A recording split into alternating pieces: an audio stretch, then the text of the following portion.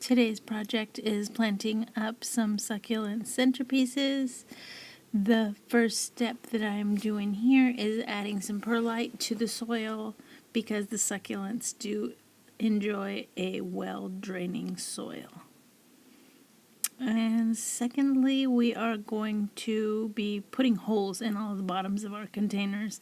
The containers that I've chosen do not have a drainage hole in them, so I'm just going through with the drill and adding a drainage hole to all of those. Obviously, if your containers have a drainage hole, you can omit this step altogether.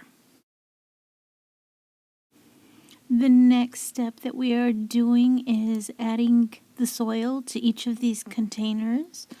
And I don't add the exact same amount to each container, so later on while we're planting these up, you're going to see me come back and add in a little more soil. It's a pretty forgiving process, so not a huge deal however you decide to do this. The next step is the fun part, and here we are going to actually start planting up and adding in any succulents or succulent cuttings that we are planting into our centerpieces. For these particular centerpieces, since they're for a wedding, I'm going with muted greens and some purple tones and just whatever suits your style.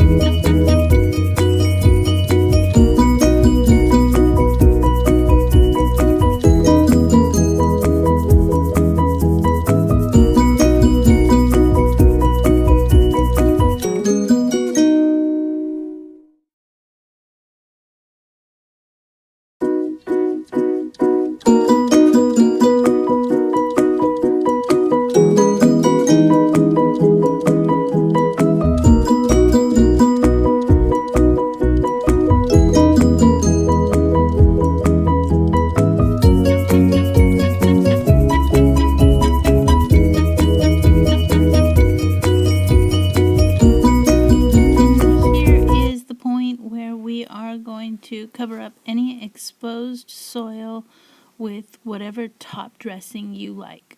Some people like to use sand. For some centerpieces, I'll use rock. For these particular centerpieces, I am going to be using moss. And usually I like to work with moss wet, but since some of these plants started as cuttings, I'm only working with the moss as a dry medium today. So it is a little trickier to work with, but it's not terrible.